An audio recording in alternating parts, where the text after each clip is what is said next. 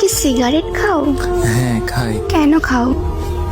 কেন খাই তা তো বলতে পারবো না, বাট আমার যদি একটা নির্ঘুম রাত আপনার হাতে উঠে দিতে পারতাম তাহলে আপনি হয়তো বুঝতে পারতেন কেন আমি সিগারেট খাই। এখন থেকে আর খাবা না।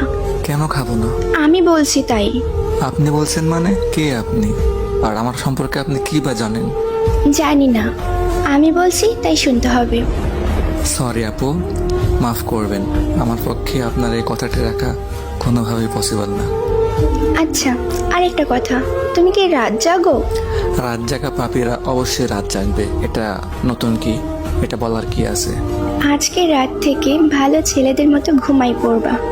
আজব তো, আমি আপনাকে চিনিও না আর আপনার কথা আমি শুনবো বললেই হবে নাকি?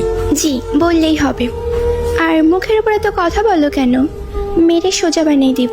আপনি ভাবতেছেন আপনার এসব নরম নরম কথাই আমি গলে গিয়ে নিজেকে পরিবর্তন করে ফেলবো, বাট এটা কোনোভাবে সম্ভব না আপু। আমি অগোছালো ছিলাম আর অগোছালোই থাকবো, আপনার এসব কথায় কোনো কিছু আমার যায় আসবে না।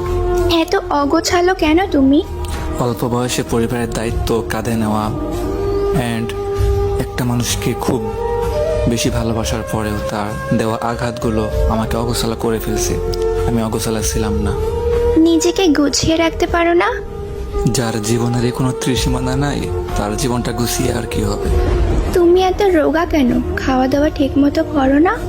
পরিবারের টেনশন, প্রিয় মানুষের আঘাত, এগুলা নিয়ে ভাবতে ভাবতে রাতটা এমনি পেরিয়ে যায়। সকালের খাবারটা ঘুমিয়ে ঘুমিয়ে পার হয়ে যায়, আর দুপুরের খাবারটা কাজের ফাঁকে কখন যে খাই বা না খাই কোনো ঠিক ঠিকানা থাকে না। আর রাতের খাবার তো বন্ধুদের আড্ডায় ভুলেই যায় খাবারের কথা। এত এলোমেলো হয়েছো কিভাবে? ওই যে বললাম না, পরিবারের টেনশন আর আপনার মতো একটা প্রিয় মানুষের আঘাত।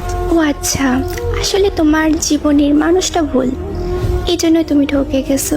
হয়তো বা আপনি ঠিক বলছেন, বাট ওরে ভোলা আমার পক্ষে সম্ভব না। কিন্তু এভাবে জীবন চলে না। কালকে থেকে সকালে তুমি তাড়াতাড়ি উঠবা, উঠে ফজরের নামাজ পড়বা, দিন না